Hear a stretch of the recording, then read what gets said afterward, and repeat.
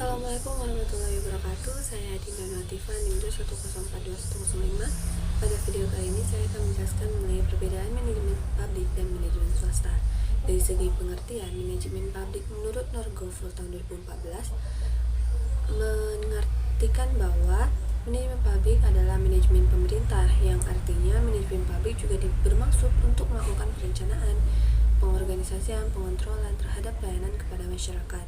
Manajemen publik dibutuhkan dalam pelaksanaan pelayanan publik sebagai pemberian pelayanan prima kepada masyarakat, yang merupakan perwujudan kewajiban aparatur pemerintah sebagai abdi masyarakat sehingga memenuhi asas pelayanan publik, yaitu transparansi, akuntabilitas, kondisional, partisipatif, memiliki hak, serta keseimbangan hak dan kewajiban. Kemudian pengertian dari manajemen swasta adalah pihak yang memegang posisi kepemimpinan di perusahaan yang bukan milik pemerintah. Mereka mengawasi kebutuhan kelompok yang lebih kecil. Manajemen swasta dapat bekerja di berbagai bidang atau industri seperti manufaktur, retail, dan konstruksi. Fokus sektor publik adalah melayani masyarakat dengan memanfaatkan sumber daya alam, pajak, bea cukai, dan lain-lain. Sedangkan sektor swasta berfokus pada mencari keuntungan dan memanfaatkan sumber keuangan saham, pinjaman, hasil usaha, dan lain-lain. Berikut perbedaan manajemen publik dan swasta menurut Allison tahun 1986. Yang pertama, dari perspektif waktu. Manajemen publik mempunyai perspektif waktu yang lebih pendek sesuai kepentingan dan kalender politik dibanding dengan manajemen swasta. Manajemen swasta bisa dikatakan punya waktu yang hampir tidak terbatas. Pembatasan waktu bagi manajemen swasta dibatasi oleh kemampuannya sendiri. Bisa kemampuan keuangan, kemampuan keahlian, tetapi kalau manajemen publik tergantung dengan prestasi, peta politik, dan waktu rotasi jabatan.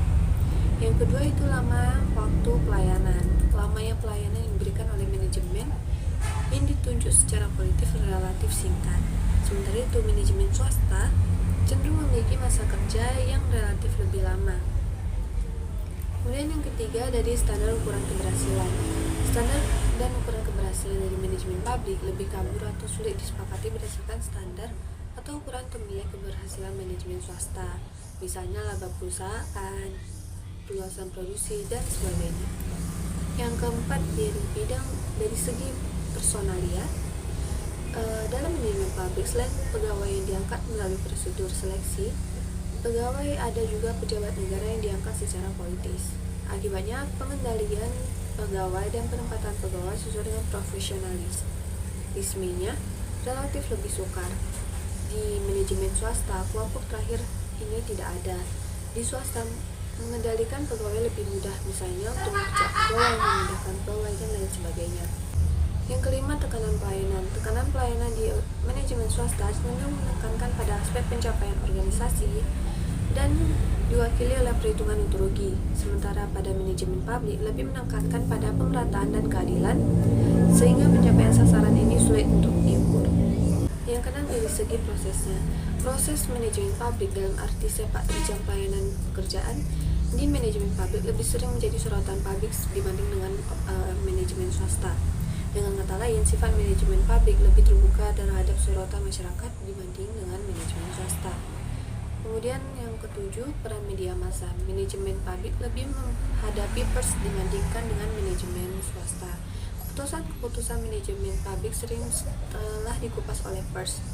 Sebaliknya, manajemen swasta jarang terjadi hal yang demikian. Kemudian yang kedelapan adalah tekanan dan pengambilan keputusan. Bagi manajemen publik lebih sulit untuk mencari kompromi terhadap tekanan yang datang dari berbagai arah, dan lebih sulit menciptakan koalisi dengan orang dalam atau orang luar supaya dapat mengambil keputusan yang baik bagi kelangsungannya. Kontradiksi dalam pengambilan keputusan seperti itu lebih jarang dihadapi oleh manajemen swasta, sehingga arus keputusan lebih tegas mengalir dari atasan ke bawahan. Kemudian yang terakhir adalah kebebasan menentukan langkah. Manajemen publik sering menjadi objek sorotan lembaga legislatif ataupun yudikatif karena itu mengurangi kebebasan manajemen publik dalam menentukan langkah-langkahnya. Hal seperti itu kurang terjadi pada manajemen swasta.